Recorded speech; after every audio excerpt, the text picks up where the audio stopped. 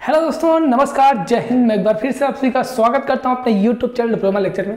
तो आज हम बात करने वाले हैं सिविल इंजीनियरिंग के बारे में, जिसमें हम आज डिस्कस करेंगे कि जो रेनफोर्स सेक्शंस होते हैं वो कितने प्रकार के होते हैं और उन पर कैसे स्टील का लोड आता है, कैसे स्टील फिल करता है और कैसे कंक्रीट फिल करता है। आज हम इन दोनों के बारे में बात करने वाले हैं। तो सबसे पहले हम बात करते हैं कि जो रेनफोर्स सेक्शंस होते हैं वो कितने प्रकार के होते हैं। तो वो जनरली 3 प्रकार के होते हैं: balance reinforce section, over reinforce section और अंडर रेनफोर्स सेक्शन। 3 प्रकार के हमारे क्या होते हैं, सेक्शंस होते हैं।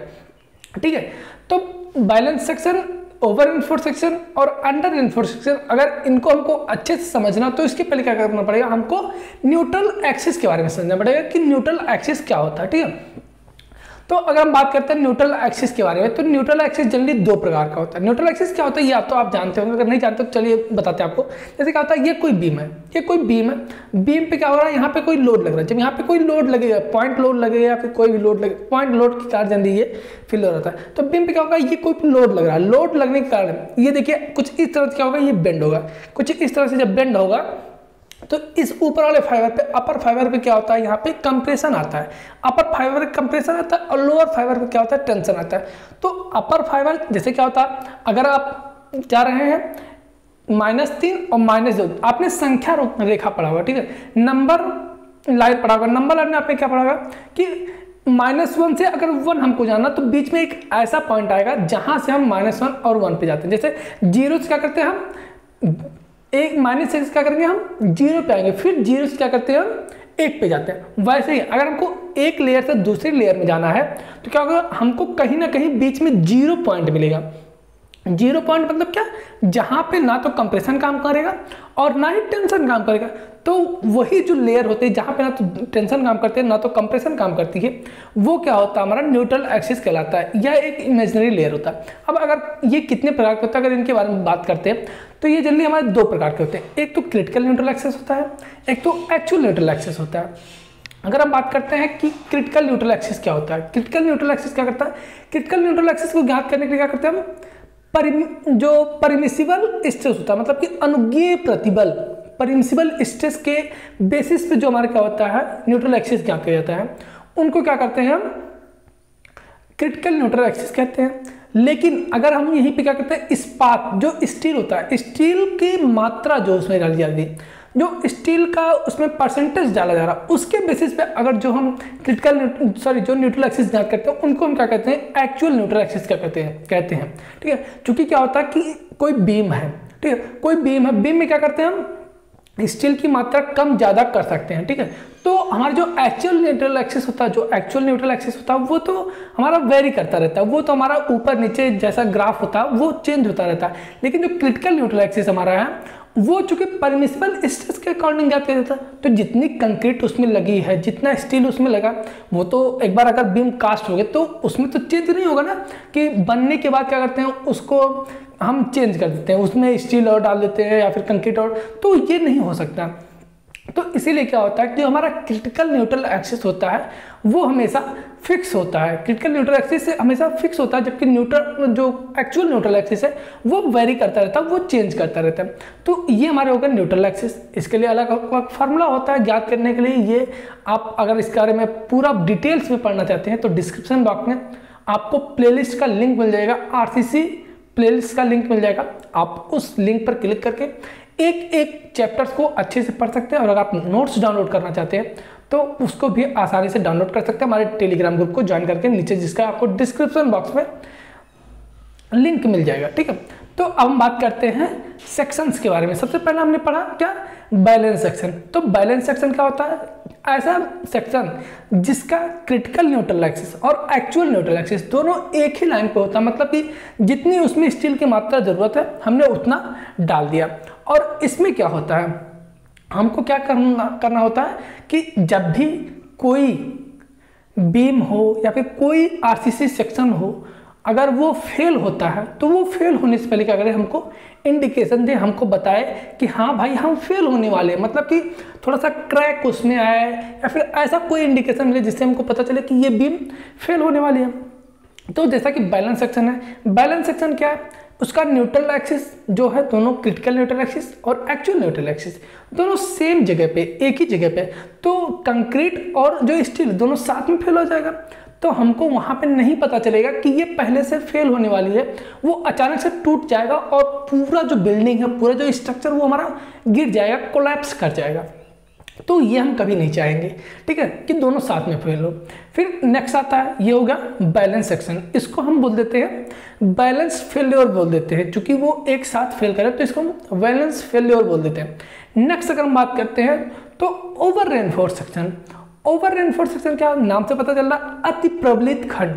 अति प्रबलित खंड, ओवर रेनफोर्स मतलब जितनी हमको आवश्यकता है, हमको अगर जैसे मानते हैं कि चार स्टील रॉड है, उसकी हमको ज़रूरत है उसमें डालने की। हमने 4 ना डाल के उसमें 6 डाल दिया, 8 डाल दिया, क्या क्या हमने उसमें 6-8 डाले, जितनी हमको ज़रूरत है उससे हमने ज़्यादा डाल दिया। तो अब क्या करेगा, इसका जो ओवर रेनफोर्स सेक्शन होता है, ठीक है, जो ओवर रेनफोर्स सेक्शन होता है, इसका जो एक्चुअल न्यूट्रल एक्सिस होता है, जो एक्चुअल, ये मान लेते हैं अगर एक्चुअल न्यूट्रल एक्सिस है, ये हमारा क्या है, क्रिटिकल न्यूट्रल एक्सिस है। तो अगर आप ओवर रेनफोर्स कर दे रहे हैं बीम को, बीम में अधिक स्टील डाल दे रहे हैं, तो उसका क्या होगा, जो एक्चुअल न्यूट्रल एक्सिस होगा वो नीचे आ जाएगा। वो क्या होगा, नीचे आ जाएगा, ठीक है, वो क्या होगा, नीचे आ जाएगा। तो इससे क्या होता है, ये तो आपका समझने वाली चीज़ है, ये आपका मतलब कि देखने वाली चीज़ है, कैसे क्या ग्राफ कैसे बन रहा है, ठीक। तो कोई ग्राफ कैसे बनता है वो आप जानते हैं, ट्रायंगुलर ग्राफ बनता है, ठीक है, इसका तो आप जानते हैं। क्या होगा, एक्चुअल न्यूट्रल एक्सिस क्या होता है, जो क्रिटिकल न्यूट्रल एक्सिस होता है उससे नीचे आ जाता है अधिक। अगर जैसे अब समझने की बात करते हैं कि क्या होगा अगर हम अधिक डाल देते हैं। जैसे क्या होता है, बीम है, बीम ने हमने क्या किया, जितनी आवश्यकता थी उससे अधिक क्या किया, हमने रेनफोर्समेंट डाल दिया। तो जब अधिक रेनफोर्समेंट डाल दिया तो इसमें क्या होगा, कंक्रीट पहले फेल कर जाएगा, ठीक है, क्योंकि हमारा इस्पात अधिक हो गया, स्टील अधिक हो गया, तो स्टील तो पहले फेल नहीं करेगा। क्योंकि जैसे आपके पास हम है और आप हैं, आपके पास ज़्यादा बल है, हमारे पास कम बल है, ठीक है, क्या करेंगे, आप पहले नहीं फेल होंगे, पहले हम फेल हो जाएंगे। मतलब कि अगर हम लड़ाई कर लेते हैं, मान लेते हैं, ठीक है, कुश्ती चल रही है, तो पहले कौन फेल होगा, पहले हम फेल हो जाएंगे। अगर हमारे पास बल ज़्यादा है, सॉरी, अगर हमारे पास बल कम है, आपके पास बल ज़्यादा है, तो कौन पहले फेल होगा, पहले हम फेल हो जाएंगे, हम गिर जाएंगे, आप नहीं गिरेंगे।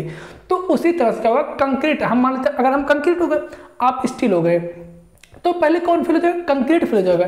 और अगर कंक्रीट फेल हो जाएगा तो वो तुरंत कोलैप्स कर जाएगा, ठीक है। ये हम बिल्कुल नहीं चाहेंगे कि कोई भी स्ट्रक्चर वो अचानक से कोलैप्स कर जाए, ये हम बिल्कुल नहीं चाहते। तो क्या करते हैं, हमने बैलेंस सेक्शन देखा, वो भी हम नहीं यूज कर सकते हैं। हमने ओवर रेनफोर्स सेक्शन देखा, वो भी हम नहीं यूज कर सकते, क्योंकि उसमें क्या सडन फेल्योर आ रहा है। इसको क्या बोल देते हैं, हम इसको कंप्रेशन फेल्योर बोल देते हैं। जो ये हमारा क्या है कि ओवर रेनफोर्स सेक्शन है, इसको हम कंप्रेशन फेल्योर बोल देते हैं। लेकिन अगर हम बात करते हैं नेक्स्ट जो हमारा आता है वो अंडर रेनफोर्स सेक्शन आता है। अंडर रेनफोर्स सेक्शन, अब हमको डालना था 4 सरिया। सरिया का मतलब आप समझ रहे हो, रेनफोर्समेंट। 4 रेनफोर्समेंट अगर डालना था बीम में, हमने क्या किया, उसमें 3 ही रेनफोर्समेंट डाला, ठीक। अब क्या किया, आपके पास बल ज़्यादा है, हमारे पास बल कम है, फेल कौन करेगा, पहले हम फेल करेंगे। अब यहाँ पे क्या होगा, स्टील हम हो गए, कंक्रीट आप हो गए, क्योंकि कंक्रीट जितनी थी उतनी ही डाला गया। लेकिन क्या है कि जो स्टील है, ठीक है, स्टील को क्या कर दिया, हमने कम कर दिया। जब स्टील कम कर दिया, हमारे पास बल कम है, आपके पास बल ज़्यादा है, तो पहले कौन फेल करेगा, पहले हम फेल करेंगे। स्टील चूंकि आप जानते हैं कि डक्टाइल मटेरियल, ठीक है, स्टील क्या है, उसमें पहले धीरे धीरे फेल्योर आता है, फिर वो टूटता, अचानक से वो नहीं टूटता, क्योंकि वो डक्टाइल मटेरियल है, वो अचानक से नहीं टूटता। और कंक्रीट क्या है, वो हमारा ब्रिटल मटेरियल, तो वो अचानक से टूट जाता है, वो ब्रिटल मटेरियल है, इसलिए अचानक से टूट जाता है। तो हम क्या चाहेंगे, पहले हमको, जब हम पहले गिरेंगे तो आपको पता चलेगा हाँ कि स्टील टूट रहा है, मतलब कि इसमें फेल होने की आशंका, ये फेल हो सकता है आगे कभी भी, तो हम उसको रिपेयर कर देते हैं, उसका मेंटेनेंस कर देते हैं। तो इसीलिए क्या करते हैं, हम कोई भी सेक्शन जब हम बनाते हैं तो उसको हम अंडर रेनफोर्स सेक्शन बनाते हैं। हमेशा अंडर रेनफोर्स सेक्शन हम प्रेफर करते हैं बजाय ओवर या फिर बजाय बैलेंस के, ठीक है। तो ये ओवरऑल आपका कॉन्सेप्ट रहा, आई होप कि समझ में आएगा कि कौन कौन से सेक्शन होते हैं, न्यूट्रल एक्सिस कौन कौन से होते हैं, और कैसे कैसे फेल्योर आता है इसमें, क्या होता है, कैसे कैसे इन सेक्शंस में फेल्योर आता है। आई होप कि आपको सारी चीज़ें समझ में आएंगी। अगर आप इसके बारे में डिटेल्स में जानना चाहते हैं, डिटेल्स में जानकारी लेना चाहते हैं, तो नीचे डिस्क्रिप्शन बॉक्स में आपको प्लेलिस्ट का लिंक दिया गया, आप उस प्लेलिस्ट के लिंक को ओपन कीजिए और वहाँ से आपको सारे लेक्चर्स मिल जाएंगे जिसको आप अच्छे से पढ़ सकते हैं। ठीक है, तो आई होप कि आपको सारी चीज़ें समझ में आएंगी। अगर आप और किसी भी अदर टॉपिक पर वीडियो चाहते हैं, नेक्स्ट कोई आपको अच्छा टॉपिक जो नहीं समझ में आता है, अगर आपको हमारा समझाना समझ में आया और अच्छा लगा हो तो वीडियो को एक बार लाइक कर दीजिए, और आपको जो भी इंटरेस्टिंग आपको लगता हो वो पार्ट आप कमेंट भी कर सकते हैं। और अगर आपको नेक्स्ट कौन से टॉपिक पर वीडियो चाहिए, कौन से चैप्टर पर वीडियो चाहिए, या फिर कौन से सब्जेक्ट पर वीडियो चाहिए, आप नीचे कमेंट बॉक्स में कमेंट करके हमको बता सकते हैं। तो आपकी उम्मीद करते हैं कि आपको सारी चीज़ें समझ में आई होंगी, तो बने रहिए हमारे साथ। तब तक के लिए हम आपसे विदा लेते हैं। धन्यवाद, थैंक यू।